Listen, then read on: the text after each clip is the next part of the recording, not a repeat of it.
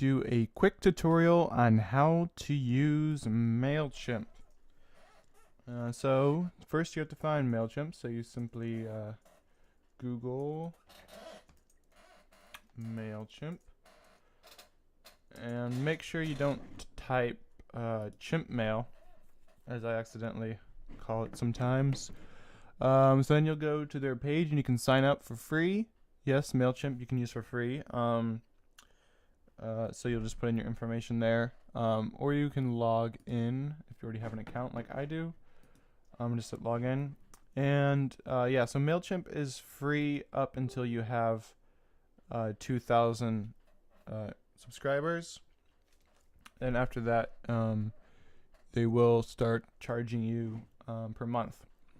Alright, so here's your Mailchimp dashboard, and you can create and send a campaign here, and that as a campaign is simply an email. Basically, you create an email that you will send out.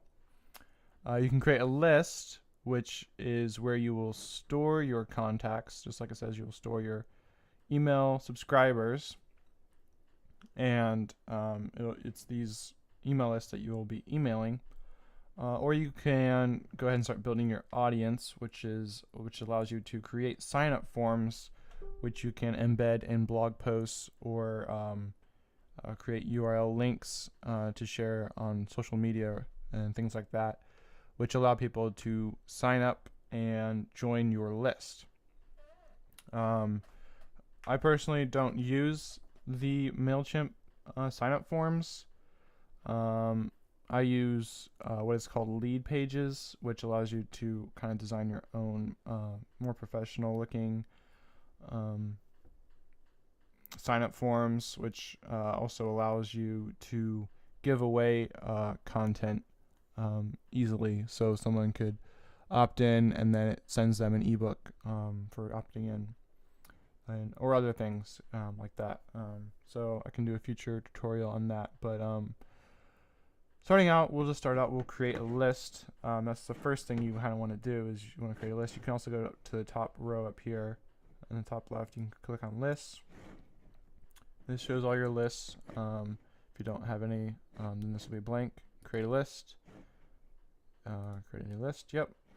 And you have a name of your list, and I'll be creating an audio blog and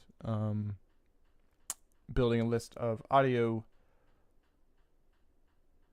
blog people, so I will name it audio blog subscribers. And then the from email address is the email address that your email will be from when a subscriber receives your email. So when they see their email, will say who it's from, the email address that's from, so you can use whatever email address you're using for your business. This one. From name, this will say who it's from. You can use your name or the name of your business. So I'll be using Orpheus Audio Academy.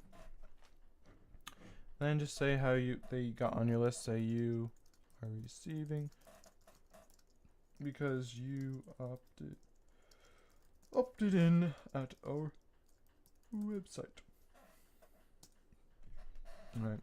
Then you need to put in your contact information, so your address, and there's a little button here you can click and find out why this is necessary. So you might want to use a PO box or something. And then you can set if you want to get notifications on changes to your list, like who's signing up, who's unsubscribing. But I'm going to not do anything with that for now. Save. And now I have a list, and I can import email addresses, or I can create a sign-up form now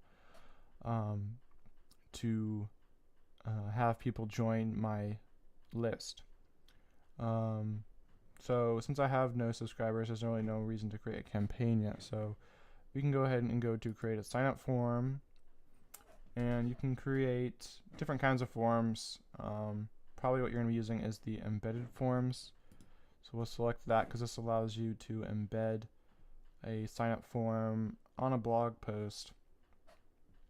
And so there's different options you can do here.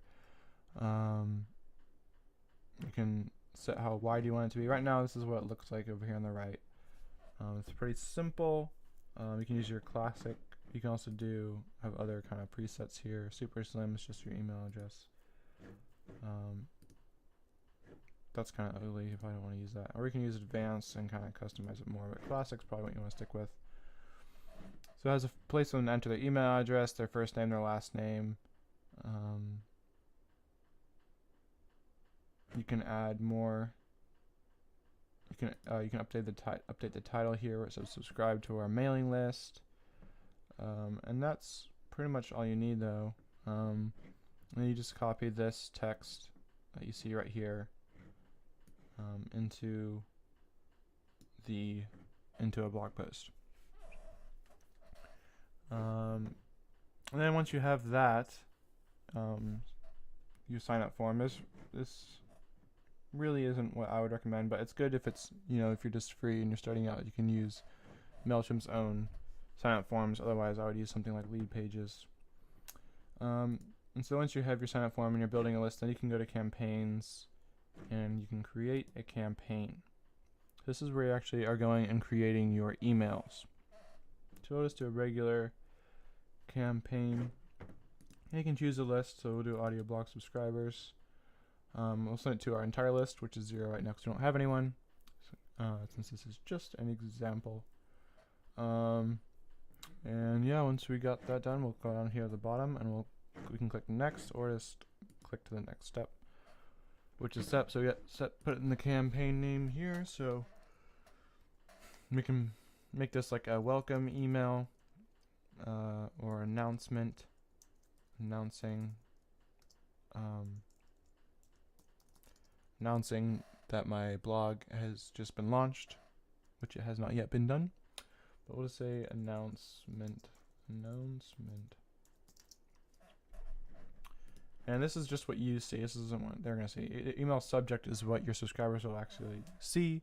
So we'll say something like announcing Orpheus Audio Academy. Woo! And you can even add emoticons here if you want to. So they kind of make it a little fun. And you can experiment with these and see what kind of results you get with them or without them, and see if it's better with them or without. And from names, this is again the name. So this is what we put in before when we create our list, and we want to keep this the same. And some information on tracking, and if you have Google Analytics, you can integrate that. This is kind of more advanced stuff you don't really need to worry about right now. You can just go on over to template, and you can choose a template that you want to use. Some of these more fancy ones are if you're using a lot of images. You probably just want to stick with the basic one column. And you can put an image in here, kind of like your header.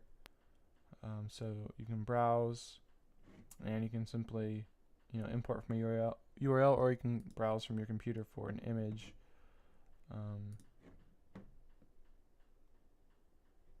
So you can do something like that. Upload a picture. And there's your picture. And this isn't really good for a header since it's so wide. You want something more narrow, or so, because this is so tall. So, but for now, you kind of get the picture. You can put in a picture.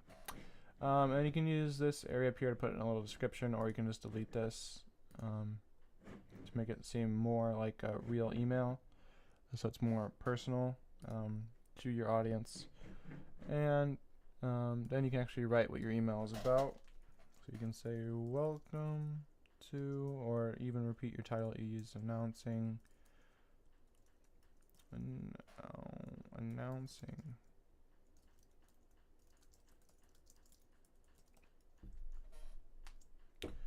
then you can write whatever you want down here in the body of your email. Pretty simple, and you'll see what it will look like over here. And then this little box down here, you can actually put in your social media accounts, which is really nice. Save and close. And here's other options here you can put in. You can kind of put in a divider if you want to, and you can color that whatever you want. it just puts this little line in here, so it's kind of just fancy. Image and a caption. You can put in code, a video. We've got the social share buttons. We can put image groups and image. We can put boxed, extra box text, so it's a little black box. So you can kind of just see there's different customization features you can use, but it's all pretty simple. It's just drag and drop, and that's pretty much it. And then you can, eventually, once you're done, you can go to confirm.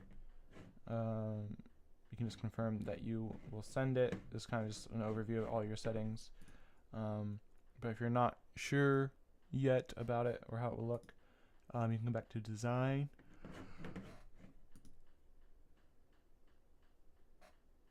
And you can send a test email to yourself.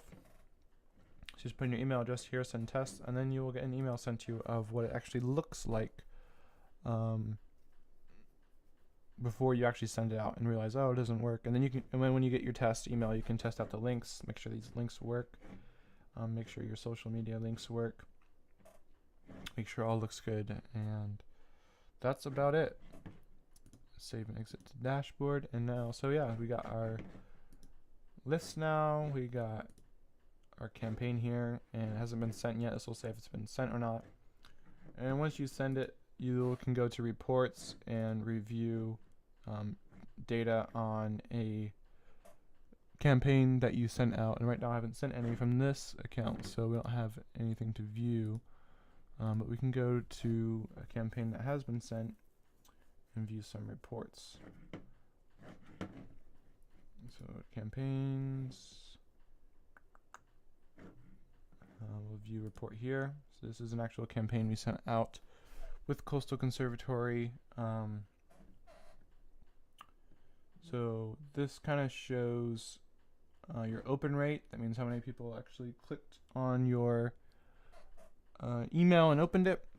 And this also has some information here, like what your list averages. So an average 23.9 is about 24%, about a quarter of our subscribers are actually opening our emails, and this is in our category is education and training, and in this category the industry average is 14.2%, so we're doing quite a bit better than the average, and this latest email did slightly worse than our average, but it's still better than the industry average.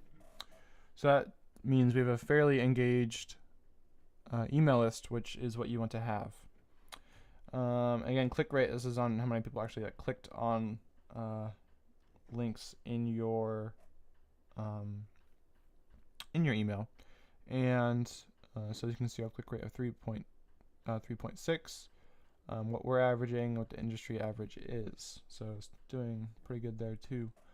And these are the actual numbers here, how many opened, how many clicked, how many unsubscribed. And don't really worry about people who unsubscribe, because if they're unsubscribing, that actually helps you, because you only want the people that are really interested in your content, who are willing to read almost every email you send out, or frequently are reading your emails. So again, if you're using the free version of MailChimp, then you'll start having to pay after you get 2,000 subscribers, and you don't really need a ton of subscribers. 1,000 subscribers is fine if each and every one of those subscribers is reading everything you're sending out, and they're buying into what you're selling, and they're actually purchasing your products, and they're engaged. You can do well with only 1,000 subscribers if they're really engaged. Therefore, if you're losing people, don't worry about that, because they're not going to end up buying anyway. So yeah, that's fine. But you also want to be providing value. You want to make sure they're not unsubscribing just because you're annoying them or not helping them at all. And you also got a little chart here that shows how it is performing over time. So obviously when it first is sent out, you'll get the most opens, and then that trails off over time. And you can kind of see at different times of the day, there's kind of a bump here at 10 p.m. We've got some more opens. It was sent out at about 3 p.m. And it also shows the top links that were clicked in your video, so or in your email. So in our email, this video got the most clicks. Some other links were clicked. Also shows which subscribers opened it the most. So that's very interesting. And it also shows what part of the world most of your opens are coming from. So most of the people that opened our email came from the United States, but we also got 5 people from Germany, 2 from Canada, and 1 from the United Kingdom. So these are just some interesting stats that can kind of help you know how you're doing and how you can improve, which is very interesting. And eventually you might end up with multiple lists too for what you're doing. So we kind of have several and different numbers of subscribers in each of those lists. And then automation, this is only available if you are using a paid version of MailChimp, and that allows you to automate emails. So you don't have to send out emails manually, but you can set it up so whenever someone signs up for your email list, they automatically get an email sent out to them. And you can schedule a series of emails to go out like day after day. So that's really nice, but again, if you're just using the free version, that is not available, and that's fine. You can get by if you're just starting out just using the free version. And that is pretty much it for the overview. Just to recap, you want to create a list. Go to list. You want to create a list of your subscribers. Then you want to collect subscribers using something like MailChimp's list creator, sign up forms, or you can use something like lead pages. And then once you have built your list, then you can go to campaigns and start creating and designing emails to send out to them. And those are really the 3 things that you need. And hopefully you found this video helpful, and if you have any questions, just leave those in the comments. Thank you, and I'll see you next time.